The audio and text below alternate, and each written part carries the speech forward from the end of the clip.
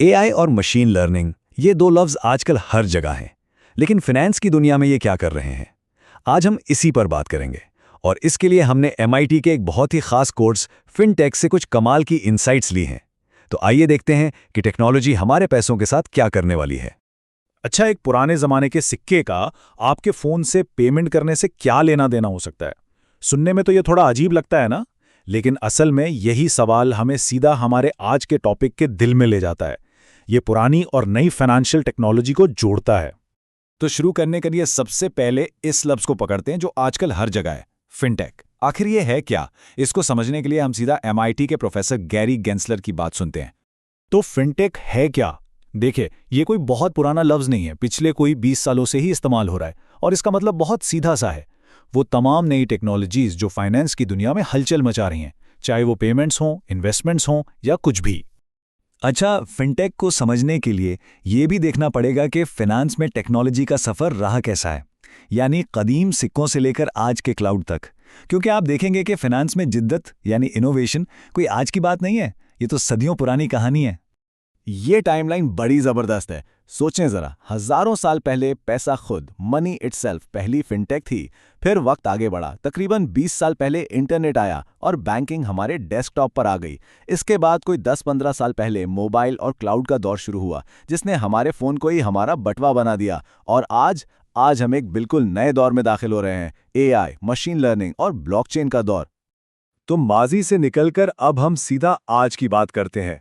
और आजकल फाइनेंस की दुनिया में जो सबसे बड़ी तब्दीली ला रहा है वो है आर्टिफिशियल इंटेलिजेंस यानी एआई। और सच पूछें तो असल दिलचस्प कहानी यहीं से शुरू होती है। देखें, फिनटेक में जिद्दत ना दो मेन एरियाज में हो रही है। पहला तो ये कि हम फाइनेंशियल सर्विसेज तक पहुंचते कैसे हैं, यानी हमारा यूजर इंटरफेस। लेकिन जो दूसरी और शायद इससे भी बड़ी तब्दीली है वो ये है कि फाइनेंशियल कंपनियां रिस्क को कैसे नापती हैं, उसकी कीमत कैसे लगाती हैं और इसे मैनेज कैसे करती हैं। सारा खेल डेटा का है। अच्छा, ये रिस्क वाली बात थोड़ी एब्स्ट्रैक्ट लग सकती है, तो इसको समझने के लिए एक बहुत ही आम सी मिसाल लेते हैं, ऐसी चीज जिससे हम सबका वास्ता पड़ता है। बात करते हैं कार इंश्योरेंस की। इस इंश्योरेंस की मिसाल में जो टेक्नोलॉजी इस्तेमाल हो रही है उसे टेलीमैटिक्स कहते हैं। ये एक फैंसी सा नाम है, लेकिन इसका काम सीधा सा है। ये आपकी गाड़ी और मोबाइल फोन के सेंसर से डेटा इकट्ठा करती है। ये इस बात पर फोकस करती है कि आप गाड़ी कैसे चलाते हैं, इस पर नहीं कि आप कौन हैं। तो ये काम कैसे करता है? बहुत सिंपल है। पहला कदम, डेटा इकट्ठा होता है। आपकी गाड़ी के सेंसर्स सब कुछ नोट करते हैं। आप ब्रेक कैसे लगाते हैं, स्पीड क्या रखते हैं, मोड़ कैसे काटते हैं। दूसरा कदम, एआई इस सारे डेटा का तज्जिया करता है। वो उसमें ऐसे पैटर्न ढूंढता है जिनसे रिस्क का अंदाजा हो सके। और तीसरा और आखिरी कदम, इसी डेटा की बुनियाद पर आपकी इंश्योरेंस की कीमत तय होती है, यानी पर्सनलाइज्ड प्राइसिंग। और यही तो असल गेम चेंजर है। पुराने तरीके में क्या होता था, इंश्योरेंस कंपनी आपको एक बड़े ग्रुप में डाल देती थी, आपकी उम्र क्या है, आप किस शहर में रहते हैं। लेकिन ये जो नई फिनटेक इंश्योरेंस है ना, ये ग्रुप को नहीं देखती, ये सिर्फ और सिर्फ आपके एक्शंस को देखती है कि आप असल में सड़क पर करते क्या हैं।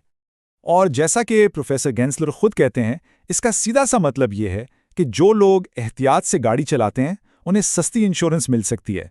बिल्कुल साफ और शफाफ हिसाब।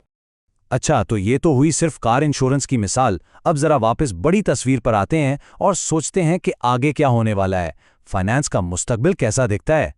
देखें, फिनटेक को पढ़ने का असल मकसद सिर्फ आज की टेक्नोलॉजी को समझना नहीं है। एमआईटी के इस कोर्स का मकसद है 2030 और 2040 की दहाइयों में आने वाली डिसरप्टिव टेक्नोलॉजीज के लिए खुद को तैयार करना। ये मुस्तकबिल की तैयारी है।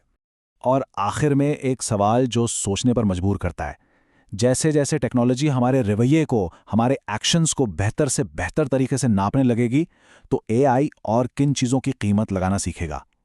कार इंश्योरेंस तो सिर्फ एक शुरुआत है। ये सवाल सिर्फ फाइनेंस का नहीं है, ये हमारे पूरे माशरे के मुस्तकबिल का सवाल है।